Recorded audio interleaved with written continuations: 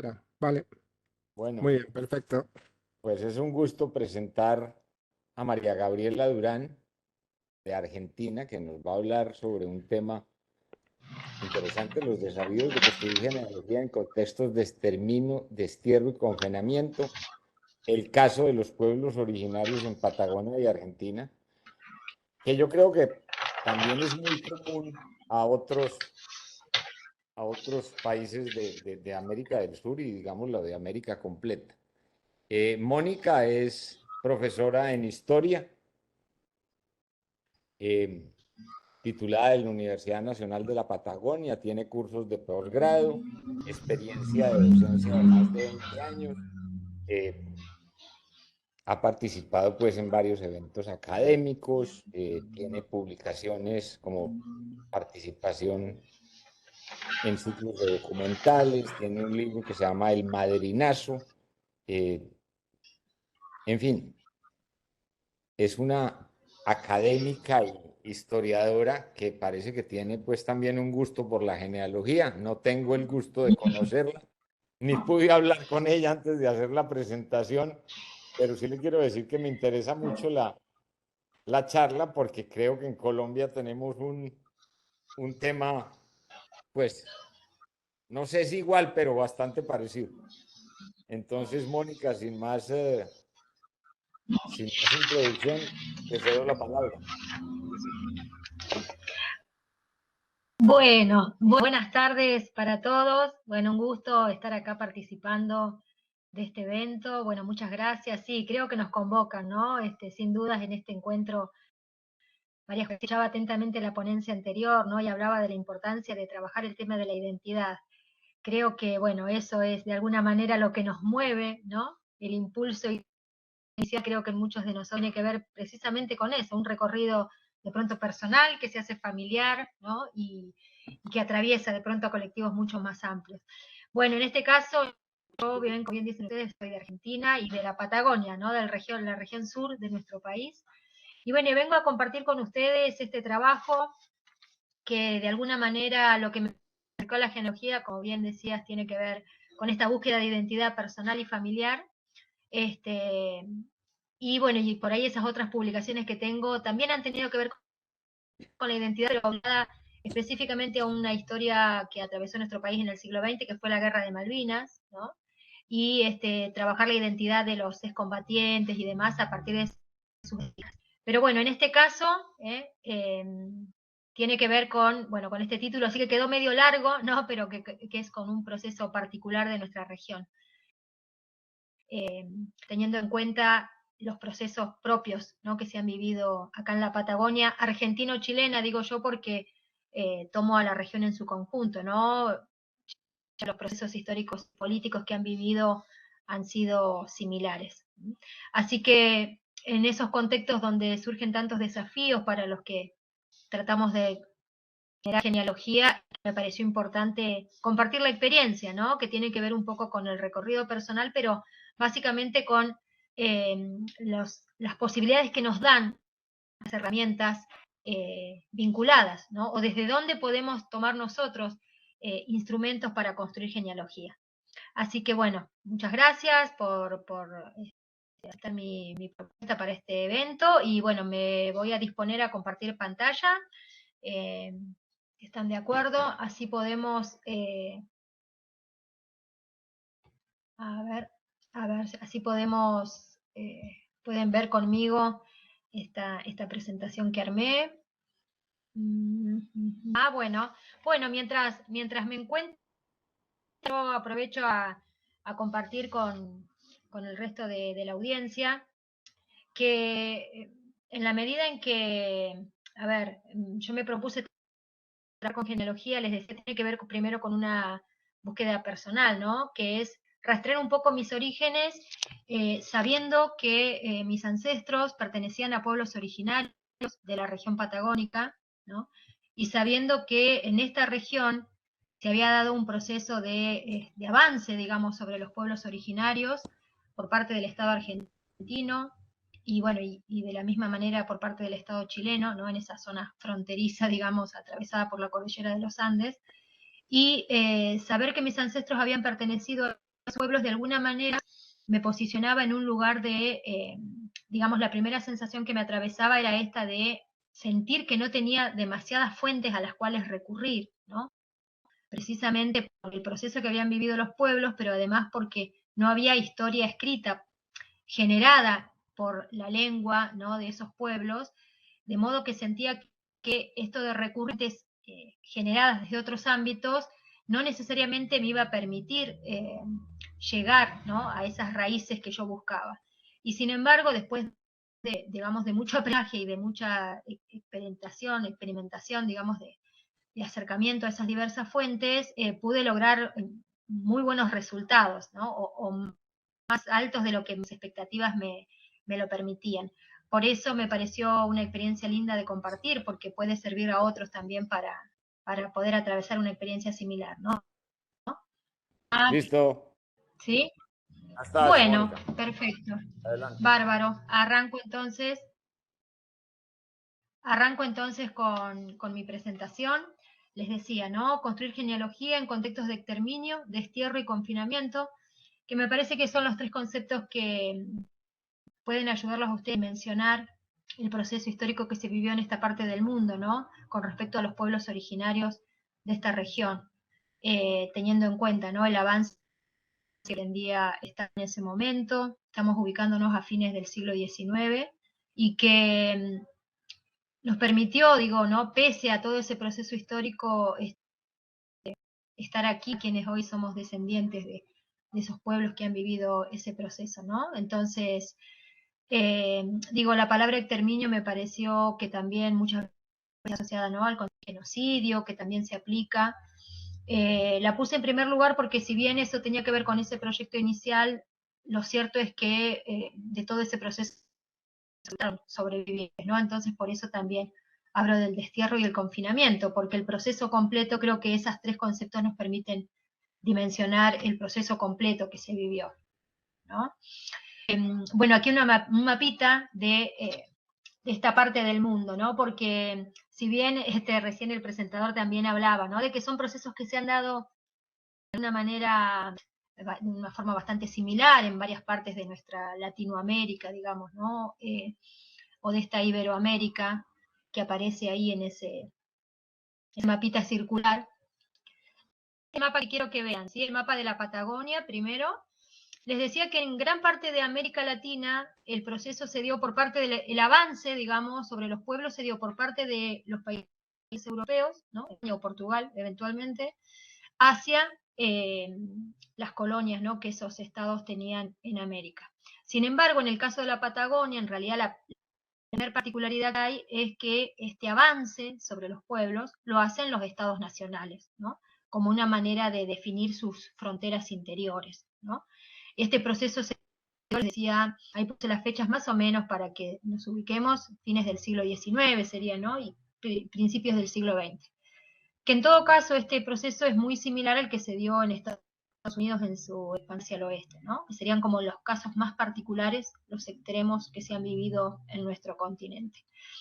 Y por un lado eso, por otro lado con respecto a este tema que nos ubica en el territorio del que yo les quiero contar la experiencia, a la hora de armar genealogía, digo, es importante tener en cuenta la identidad, la manera en que se identifican esos territorios, pero en la toponimia que ha atravesado ese territorio a la hora de buscar en los documentos, ¿no? Porque los estados nacionales para entonces todavía no existían, la región patagónica como dominación era un concepto, ¿no?, también atravesado bastante por la literatura y bastante impreciso en sus límites territoriales, y además el concepto del Mapu, ¿no?, que era el nombre que propiamente le daban los pueblos, ¿no? Entonces ahí tenemos una primera dificultad o un primer elemento a tener en cuenta, que es los cambios en las denominaciones de los territorios, ¿no es cierto? Por otro lado, ya avanzando, digamos, con esa primer dificultad o teniendo en cuenta esas particularidades, a mí me resultaba me resultó bastante práctico, digamos, poder identificar cuáles eran los agentes estatales, o sea, qué instituciones llevaron adelante ese avance político y militar sobre los pueblos, porque me parecía que era lo primero que tenía que identificar a la hora de buscar registros escritos, ¿no? De todo ese proceso para rastrear mis propios orígenes, ¿no? Y identificar los diferentes grupos que en ese momento se vieron atravesados por ese proceso histórico, ¿no? Y en esto también yo puse acá este mapa, que en este mapa aparecen como todos esos elementos, ¿no? Bien, bien. Bueno, les decía que a la hora de buscar documentos, fuentes, ¿no? Registros escritos, me parece importante rastrear por un lado el rol del ejército, ¿no? Como un agente estatal, por otro lado la importancia que tuvo en este proceso también la Iglesia, ¿no? Con los registros escritos que fue generando dentro de ese proceso. Por otro lado, la documentación estatal propiamente dicha, ¿no? Como por ejemplo documentos de gobierno, alianzas y acuerdos de los diferentes pueblos con ese Estado argentino. Y por otro lado, los documentos de viajeros, ¿no? Que iban relatando, ahora en un ratito vamos a ver la otra pantalla. Antes de pasar a eso, me gustaría decirles que los documentos, los registros escritos dejados por los viajeros, fueron de gran apoyo porque en realidad ellos en sus relatorías, ¿no? De los lugares que iban recorriendo, iban dejando asentados los pueblos con los que se iban cruzando, ¿no? Y entonces eso también permitía reconstruir el itinerario de esos pueblos en ese proceso de exterminio, destierro y demás que yo mencionaba al principio, ¿no? Entonces, eso que al principio parecía como una imposibilidad real de recurrir a fuentes, en realidad toda esta búsqueda me llevó a encontrar con muchísimos documentos, ¿no? Generados como por la otra parte, por así decir, pero que en realidad me di cuenta que cuando uno aprende a mirarlos, como quien dice, ¿no? A interpretar esos documentos, en realidad hay mucha información ahí disponible. Pasamos a la pantalla siguiente, si puede ser. Entonces, les decía, otra de las fuentes a las que pude recurrir yo en este trabajo fue el tema de las fotografías, ¿no? Y que me pareció también que para la hora de reconstruir las genealogías, como bien hablaba también hace rato el expositor de Family Search, ¿no? Es tan importante el rol de las fotografías, ¿no? Como registro documental, que a veces, si nos perdemos de vista, digamos, nos perdemos de elementos muy Señor, ¿qué valiosos, ¿no? pasó? Iván, allá, Ahí ahora está, sí, ahí ahí, está. bien, ¿sí? En este caso, por ejemplo, estas tres fotografías muestran, ¿no? Tres momentos diferentes. La primera de ellas, digamos, bueno, a la derecha, vamos a decir así, la que está en blanco y negro, que muestra, en esa fotografía, en los relatos de viaje de estos viajeros aparecen, ¿no? Las menciones a los procesos de bautismo, por ejemplo, ¿no? Y en esa fotografía se ve la presencia de un cura y de integrantes de los pueblos originarios en esa situación. Y a mí el proceso del bautismo, más allá digamos, de la importancia que tenía desde el punto de vista religioso, en realidad a la hora de construir genealogía, que uno no tiene que perder de vista es que en ese momento, para estos pueblos, ese ritual en realidad lo que estaba haciendo era transformando su identidad, ¿bien? No solo, digamos, su identidad cultural, ¿no? En términos de creencia y de cosmovisión, sino en realidad también su identidad desde el punto de vista del nombre, propiamente dicho, ¿no? Porque acá se da digamos, el traspaso, ¿no? De la lengua originaria, ¿no? A la lengua española y eso acompañado de los nuevos nombres para las personas. Entonces, el momento del bautismo y la posibilidad de rastrear los registros eclesiásticos es un momento clave, ¿no? Porque muestra ese proceso de transformación en el momento tal en el que se produjo, ¿no? Después, por otro lado, también la presencia de los grupos militares, ¿no? Que son las otras dos fotos que aparecen, ¿no? Registros de las expediciones militares hacia la zona, que muestran, ¿no? Los pertrechos y la manera en que se fueron organizando y también las condiciones en las que esas expediciones militares se iban encontrando con los diferentes pueblos, ¿no? Pero, digo, insisto con esto de la fotografía, ¿no? Como un elemento que también tenemos que aprender a mirar, ¿no? A veces una fotografía dice mucho sobre determinadas situaciones, ¿no? Bueno, vamos a la pantalla siguiente, si quieren.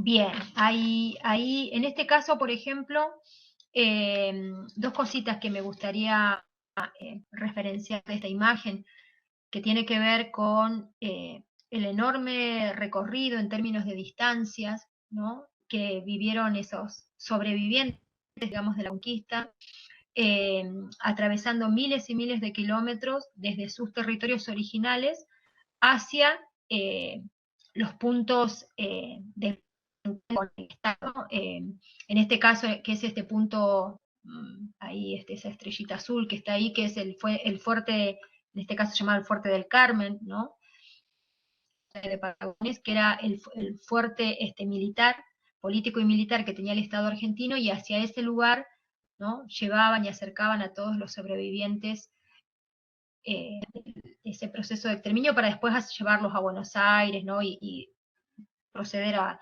otros desplazamientos y redistribución de esos sobrevivientes, ¿no? Pero digo, el tema de las distancias también resulta fundamental en la Patagonia, porque nosotros tenemos que pensar que más allá de las distancias kilométricas, en realidad lo que va pasando en esos desplazamientos es que muchas familias se van desmembrando, ¿no es cierto? Entonces, hay que poder rastrear también esos recorridos, esos itinerarios, para ir viendo en qué momento esas familias se van reorganizando, ¿no? Y en esto de reorganizar, digo, de pronto van muriendo integrantes de determinados grupos, van formándose nuevas parejas, van naciendo, digamos, nuevos niños, ¿no? O sea, todo el proceso, digamos, que atraviesa la historia personal y familiar de cada uno de esos integrantes,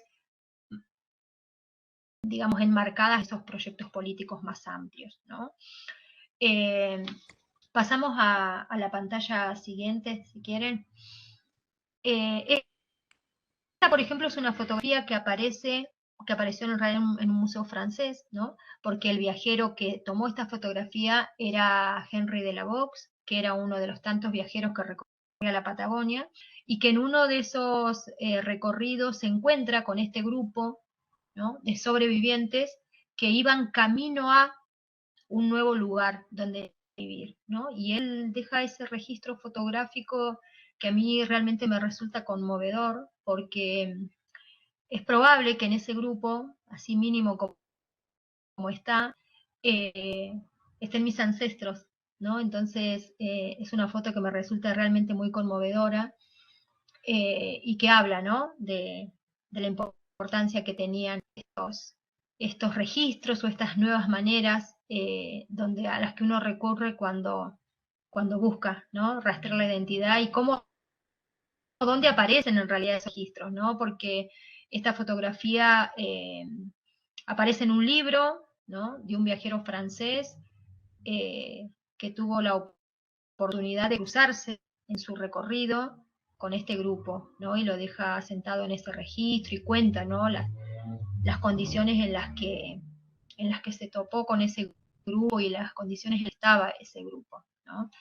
Es una foto que me conmueve cada vez que la veo.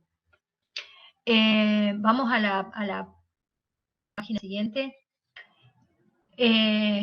Cuando pasan estas cosas, ¿no? A mí siempre me hago las mismas preguntas, ¿no? ¿A qué punto la identidad de un grupo se transforma, ¿no? Y en todo caso, cuando nosotros desde la genealogía nos encontramos con este escenario tan diverso, ¿no?, de fuentes y demás, cuántos desafíos nos encontramos enfrente, ¿no? Acá, por ejemplo, aparece una página de un censo que yo pude rastrear en la página de Family Search, por supuesto, ¿no?, donde uno, como bien decían hoy, encuentra diversas fuentes. En este caso es un censo del Estado argentino, uno de los primeros censos que se hizo en nuestro país, donde la identidad de estos pueblos ya no es la de sus nombres propios, ¿no?, mapuches, araucanos, una patagones, digamos, ¿no?, sino que en realidad se da una redefinición de su identidad individual y grupal, ¿no? Y ya la identidad pasa a ser argentina o chilena, digamos, según el nuevo caso. Y tal vez ahí no se alcanza a ver en la foto, pero por ejemplo, uno de los integrantes de ese grupo era el cacique Foyel, ¿no? El cacique Foyel, que fue un gran referente de estos pueblos. Y acá, por ejemplo, en el registro dice apellido y nombre, apellido Foyel, nombre cacique, ¿no? Después, en el segundo círculo que yo marqué, bueno, país al que pertenece, Argentina, ¿no es cierto? Oficio u ocupación, boleador. Entonces, son 2 o 3 palabras nada más, pero que hablan, ¿no?, de una resignificación y una redefinición de la identidad de estas personas. Y eso ha traído como muchas dificultades a la hora de la genealogía, el tema de la identidad nacional, ¿no? O sea, hasta qué punto se anula la identidad originaria de los pueblos y se la convierte en una identidad bajo la órbita del Estado-Nación, ¿no? Creo que es el gran desafío que nosotros tenemos, los que hacemos genealogía en Patagonia, ¿no? Cuando digo nosotros me refiero a quienes nos sumergimos en este proyecto, digamos. Bueno, vamos con la pantalla siguiente. Y acá hay un ejemplo, digamos que es una muestra, ¿no?, de un acta de bautismo de un integrante de mi familia, de uno de mis ancestros. Este acta bautismal también la rastrear gracias a Family Search, ¿no? Porque en el medio además hay algo interesante que pasa en Patagonia, que es que el territorio se reorganiza muchas veces, ¿no? Primero como territorio nacional, después como provincias, después se establecen las realidades, o sea, hay todo un proceso de redefinición del territorio posterior a la presencia de estos pueblos, ¿no? Entonces, esto que hablaban hoy, ¿no?, de las jurisdicciones, de las diócesis y demás, o sea, en este caso es como un universo aparte, ¿no? Entonces hay que tener en cuenta como muchas de esas variables a la hora de pronto de rastrear un documento en un territorio donde en el momento tenía otra denominación o partía otra diócesis y de pronto a la hora de buscarlo, ¿no?, en páginas como Family Search resulta muy interesante y bueno, y también a veces aparecen datos confusos, ¿no? Esto que decíamos hoy, planteaba también hoy el presentador que decía, bueno, hay que estar atentos, ¿no?, a esos errores, entre comillas, ¿no?, con los que uno se encuentra, porque, bueno, muchas veces tienen que ver con eso, ¿no? En el caso puntual es muy obvio que tiene que ver con la reorganización de los territorios, ¿no? Bueno, en este caso, ¿no?, a un tatarabuelo mío que en realidad le ponen de nombre Fermín, obviamente, ¿no?, una clara impronta religiosa, ¿no?, del cristianismo católico, y donde lo que acontece acá en estas situaciones es que el nombre, ¿no?, el nombre, digamos, cristiano, digamos, pasa a ser el nombre de pila, y el nombre originario de las personas, ¿no?, pasa a ser el apellido, ¿no? En muchos casos sucede, entonces ahí también se da, se da como esos momentos de clic que decía yo hace rato, ¿no?, estar atentos en qué momento la persona deja de ser quien es, digamos, en su identidad original para pasar esa otra persona y nosotros darnos cuenta que estamos hablando de la misma, del mismo ser, digamos, ¿no? Y en este caso yo pude rascar, tuve que hacer un entrecruzamiento de los documentos eclesiásticos con los partes militares y con los diarios de viajeros. Por eso me parece que, por lo menos a mí en lo personal, entrecruzar esas 3 fuentes me permitió rastrear no solo a personas digamos, en su individualidad, sino además a los grupos de los que formaban parte, ¿sí? Vamos con una más. Bien, acá están, acá puse solo el ejemplo de 3, ¿no? De 3 de los viajeros más importantes, de pronto, europeos, pero también ha habido, hay diarios de viaje o diarios de guerra, en realidad como le llamaban los integrantes del ejército argentino, no sé, por ejemplo, Conrado Villegas, o el mismo general Roca, o el mismo Francisco Perito Moreno, ¿no?, que digamos estaban al servicio del Estado argentino y que iban generando sus registros, pero además de esos que tienen como una intencionalidad muy marcada, están estos otros que uno pudiera pensar que están un poco despojados de todo eso, pero que claramente también tenían otro tipo de intencionalidad en todo caso, ¿no? Pero más allá como de ese trasfondo, ¿no?, como mirarlos amablemente, digamos, ¿no?, mirarlos como fuentes de información que realmente lo son. Estos 3 autores, ¿no?, Guillermo Cox, George Muster, que era un viajero británico, o bueno, el conde Henry de la Vaux, que le nombré hace rato, que pertenecía al gobierno francés, ellos hacen una muy buena descripción de la Patagonia, en diferentes momentos. Por ejemplo, estos tres libros, uno, fíjense, es de 1860, el otro es de 1870 y el otro es de 1890. Entonces, es increíble como uno, ¿no? Cuando junta estas diversas fuentes de información, ¿no? Que tienen hasta como una mirada cotidiana, digamos, hasta costumbrista de la propia vida, de grupos que van atravesando, uno, digamos, puede hacer como una arqueología, ¿no? De los lugares, de las personas, de los grupos, de la idiosincrasia, ¿no? Y de pronto reconstruir mucho más de lo que en principio se había imaginado sobre la historia y la identidad de estos pueblos, ¿no? Y de pronto entrecruzar esto con los relatos orales, que es lo que nos ha quedado, ¿no? A quienes buscamos reconstruir estas historias, en la, digamos, en el entrecruzamiento de todas esas fuentes, uno puede decir que puede llegar a muy buenos resultados, ¿no? Creo que me queda una plantilla más, si no me equivoco. Bien, exacto. Con esta termina la presentación. Quedo dispuesta a preguntas que ustedes puedan hacer. Para mí fue, digamos, poder llegar a esto que hoy les puedo compartir como una experiencia propia, ¿no? De un recorrido, de una práctica de cómo hacer geología. Es un trabajo que me llevó mucho tiempo, como 3 o 4 años, ¿no? De andar por diferentes y sacar también mis propios prejuicios, digamos, ¿no? Esas miradas previas que uno tiene de determinadas fuentes y aprender a capitalizar en favor, ¿no? De la propia experiencia todos esos datos que uno puede encontrar.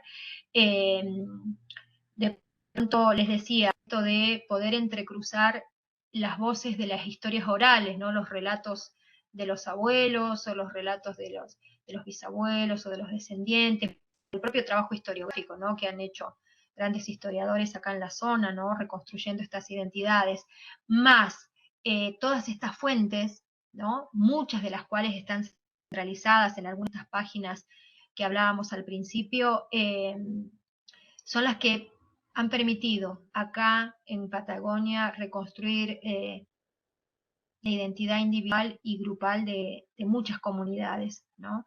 Así que, digamos, yo entiendo como, además historiadora que soy, ¿no? Que el rol de la genealogía, que muchas veces se ha visto como una herramienta como auxiliar, ¿no? Como se decía antes de la historia, en realidad creo que cuando hablamos de construir identidad y de entender los procesos históricos que han habido las comunidades y que todos tenemos una historia detrás, digo, la genealogía pasa a ser algo absolutamente central, ¿no? Entonces, también es actualizar y poner en valor, ¿no? La importancia de la genealogía como una disciplina, ¿no? Y una ciencia en sí misma, ¿no? Que requiere de un trabajo serio y comprometido por cada uno de nosotros.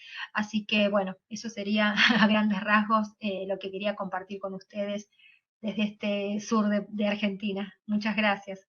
Mónica, muchas gracias. Muy interesante. Yo creo que hay algo que yo quisiera decir, es mi opinión personal. Hay una opinión generalizada que fueron los españoles los que exterminaron a los indígenas. Y yo creo que fue al revés. Fueron los criollos los que exterminaron a los indígenas después de la independencia.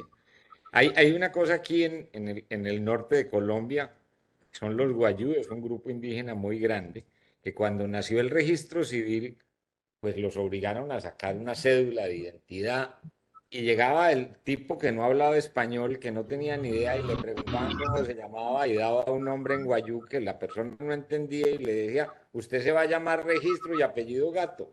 Y después que la persona aprendió español y que pasaron los años, pues estas personas tratando de quitarse esos nombres estrambóticos que les habían puesto para volver a su identidad. Pero digamos, eso es una anécdota a tu excelente presentación. Escucho preguntas. Sí, totalmente coincido lo que decís. En realidad los estados, el Estado argentino, ¿no? Y el Estado chileno han llevado adelante políticas muy duras con respecto a la realidad de estos pueblos, ¿no? Es decir, un proceso de integración forzada que ha realmente desmembrado y transformado la identidad de los pueblos, sin dudas, ¿no? Y al ser algo más reciente también, en realidad son procesos que, fíjense que yo decía grandes rasgos, ¿no? 1890, 1900, digo, no han pasado más de 100 años entre esas 4 o 5 generaciones atrás de mi propia historia familiar, donde la realidad que han vivido ha sido realmente muy dura, ¿no? Muy poco tiempo, redondeo la idea que bien planteabas, en muy poco tiempo se pretendió llegar a los mismos resultados de procesos que habían llevado de pronto 300 años, ¿no? Entonces, en esa, digamos, en ese ímpetu ¿no? de poner a todo el continente en la misma línea, realmente se han vivido historias muy duras, sí. ¿Alguien tiene preguntas para Mónica sobre esta interesantísima presentación? A ver, tengo en el chat. Dice Verónica que las tierras fueron utilizadas para la crianza de ovejas y venta de lana. ¿Fue que cambiaron, se Claro, apoderaron de la tierra para cambiar la destinación? totalmente, sí, sí, claramente este proyecto político y militar respondía a objetivos absolutamente económicos, ¿no? Vinculados obviamente al mercado internacional. Por eso también la presencia de viajeros que en realidad eran, esto yo que hablaba hace rato de la intencionalidad, ¿no? Esta cosa descriptiva de los lugares tenía mucho que ver con, ¿no? Precisamente dimensionar la riqueza o el potencial de los territorios y que eran viajeros que, digamos, uno mira los escritos a simple vista, digamos, parecieran descriptivos, pero claro, en realidad hay una intencionalidad muy clara de informar recursos, ¿no? A los respectivos estados europeos de los recursos que había en Argentina. Sí, sí, claramente una intencionalidad económica, por eso hay toda una reestructuración también de la región, ¿no? Francisco creo que levantó la mano, no estoy seguro. La levanté, gracias. Un comentario nada más. Muy interesante la presentación, sobre todo por el tema que nos platicó Mónica. Yo lo que quería decir es que realmente este tema de buscar la genealogía de nuestros ancestros, de los pueblos originarios, generalmente lo dejábamos a segundo plano. ¿Por qué? Porque es difícil, muy difícil encontrar fuentes o documentos. Sin embargo, la forma en que Mónica lo presentó, cómo fue yendo desde la instrumentación de las actividades político-militar con el fin de ir de alguna manera ocupando los espacios que ocupaban estos pueblos o irlos incorporando dentro del contexto de la sociedad civil que se estaba dando en ese entonces por el proceso colonizador de los pueblos europeos hacia América. Creo que nos da una guía muy interesante, fácil de seguir de alguna manera, fácil desde el punto de vista del contexto, de entenderlo. Encontrar documentos es otro boleto. Me llamó la atención los 3, 4 años que mencionas. Eso me da una idea clara de que el proceso no va a ser nada fácil, pero me gustó mucho digamos, el procedimiento que seguiste. Me parece muy interesante. Creo que es común, aunque tú estás enfocado en la Patagonia, es común incluso en Nueva España. He visto situaciones, documentos que así lo avalan y me gustó mucho en general. El último punto que quiero comentar es que me encantó lo que dijiste de darle valor a la genealogía. Además dices ser historiadora. Yo por lo menos en mi región, de donde soy, eh, eh, muchos historiadores no le dan ese valor. Me da gusto escuchar esto porque creo que estamos dando un punto adelante a ponerlo en el contexto que merece. No porque no lo merecía antes, yo creo que porque no lo habíamos identificado como tal. Muchas gracias, es todo lo que quería decir. Totalmente. Muchas gracias, totalmente. Muy de acuerdo con Francisco. ¿Tenemos alguna otra pregunta para esta excelente presentación?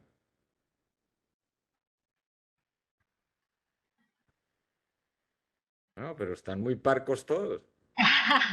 Bueno, pero han dejado unos comentarios ahí en el chat muy lindos. Muchas gracias a los que les Sí, gustó no, la yo veo los presentación. comentarios en el chat muy especiales.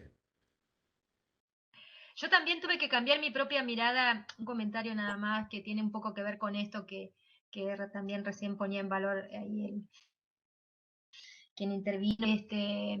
Sí, también es cambiar nuestra propia mirada sobre la genealogía, ¿no? Que siempre ha sido vista así como de costado, y creo que realmente a todos los pueblos del mundo, ¿no? Pero como es algo que tiene que ver con nuestra identidad, sin duda que la genealogía tiene que estar unos cuantos pasos más todavía, ¿no? Nos falta, digo, me incluyo porque realmente siento que es algo que atraviesa mi propia experiencia y mi propia práctica, no solo en relación a mi familia, sino a muchos grupos humanos.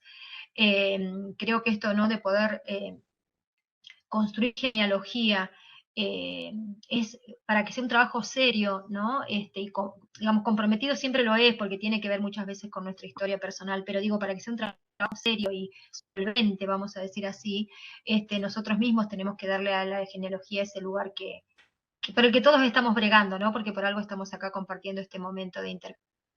Y Así tú que bueno, ojalá lograste que la reconstruir, genealogía nos siga encontrando. y tú lograste reconstruir la historia de tu familia finalmente con esa, digamos, cambios Sí. de nombre, lograste llegar, ¿qué tan atrás? ¿Qué tan atrás? 5 generaciones atrás. O sea, En ¿habían en documentos de un, 5 generaciones atrás? sí, habían documentos de 5 generaciones atrás con un trabajo muy arduo y muy fino, ¿no? De esto de no de la interpretación de fuentes y más. Hice uno de los talleres que también se generaron acá desde la CIGEN, que me sirvieron mucho para corroborar que estaba trabajando en el camino correcto, digamos. Y sí, de mucho aprendizaje y de mucho, ¿no? De mucho poner el cuerpo también desde la emoción, porque bueno, es una historia dura, pero necesaria, creo yo, ¿no? Por nosotros y por quienes vienen después, así que me parece sumamente enriquecedor y los insto a aquellos que, es una pregunta que a veces es difícil de hacernos, ¿no? De dónde venimos, quiénes somos, pero Es la parte más es una importante, sí. pregunta que vale la pena hacerse. Sí, tal cual, tal cual. Así que bueno, muchas gracias por el espacio.